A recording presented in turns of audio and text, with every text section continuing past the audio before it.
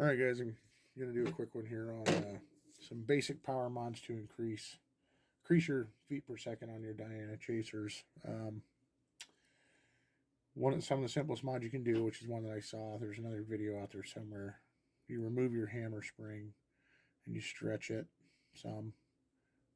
Probably not that much, but you're going to stretch it some, and it's going to increase the tension on your hammer, which is going to make it's going to hit your valve harder, make your poppet stay open a little bit longer, which is going to mean a little faster FPS. So you can do that. That's the most basic one you can do. The next step would be to take this spring, get your valve out, take your spring out of your valve.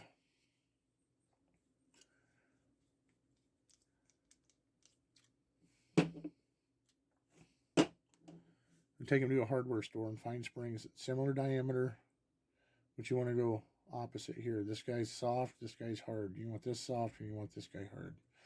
Buy a few different varieties because you might run into, when you go to cock, the spring wire is going to be a thicker diameter and it may completely collapse on itself, not allowing you to cock the gun. So buy a few different varieties of them, and kind of the same thing, because you might get a spring that's too soft and your valve won't, your poppet won't seal. And the lengths, if they're longer, it's not a big deal, because you can always cut them down with like a pair of cutters, dikes, whatever you want to call them. So there's another simple thing that will increase. Now, and I can't tell you guys how much you're going to gain by doing those things, but it's definitely going to increase it. Now, something else you can do on your trigger parts, on the surfaces where they mate, you can polish these parts. And like this part back here, this is what catches on the hammer. It pops over like that and catches, and then you release there. So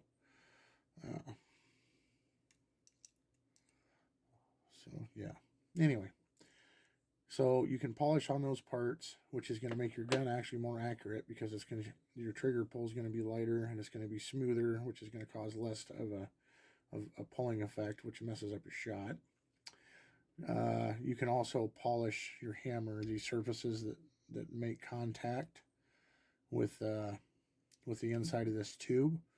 You can polish them to a mirror finish, like with some 1000 grit sandpaper and maybe some Mother's mag polish or something at the end with a rag and stuff. Just really buff it out, get it really shiny. That's going to allow your hammer to move a lot smoother and easier inside there, and that will increase it that way too. So those are just a few little simple things that you can do to increase those things.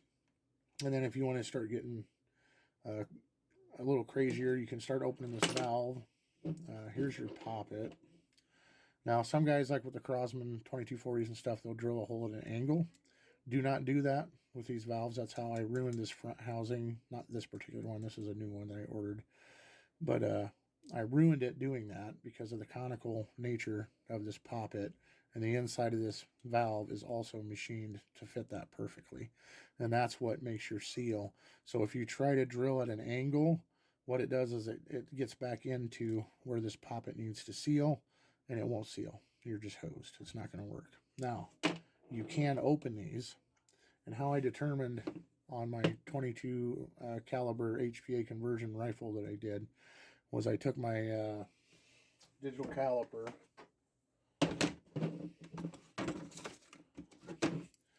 and I measured the diameter, inside diameter of this hole,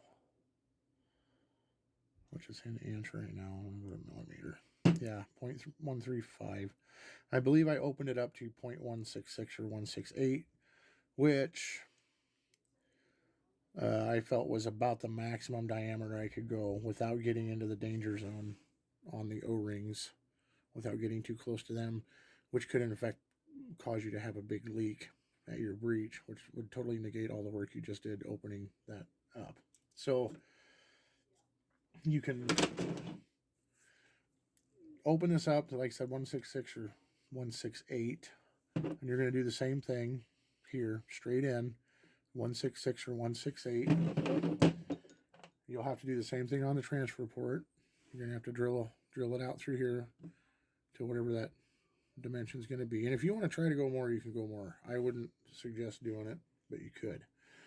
And that's going to open that up, and that's going to let those things breathe. It's going to breathe a lot better, make it a lot faster. Now, something else I did do on my HPA chaser was I cut about a third of these threads off, which increased the volume inside the valve.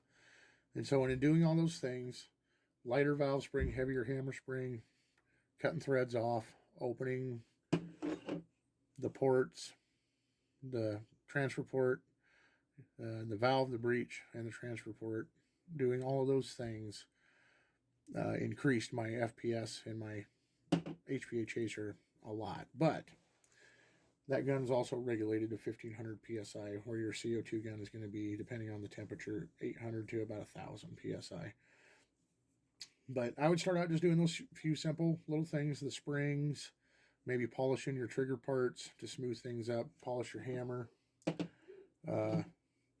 and just see what kind of increases you get. If you don't have a chronograph, you know your gun, you know what it sounds like. If you have a moderator on your pistol or your rifle, either one, take it off, shoot it before you do the mods, listen to it, and then shoot it afterwards. You're going to hear a difference. Maybe shoot it through some cans or something like that to see the difference in the penetration before and after. So there's just some simple mods there that you can do. And if you want to tear into these valves and stuff, you can do that too to increase it. Just know I haven't done that with the CO2 one, opening up the valve. So I don't know what kind of effects it can have. Sometimes opening things up too much, it kind of overcomes the potential of your 12 gram CO2. And you're kind of not really gaining much by doing it. So, but I haven't tried it, so it would probably work pretty well. Your shot count's going to be crap. You're not going to get very many shots out of a CO2. But if you can sling a 14.3 at 700 feet per second or more, to me it's worth it. So there's just some basic things. You guys see I got this all tore apart. I'm putting up another video the same time I do this one of a disassembly and reassembly of the Diana Chaser. So while I had this all apart, I wanted to do this little basic performance mod video, and that's it, guys. So thanks for watching.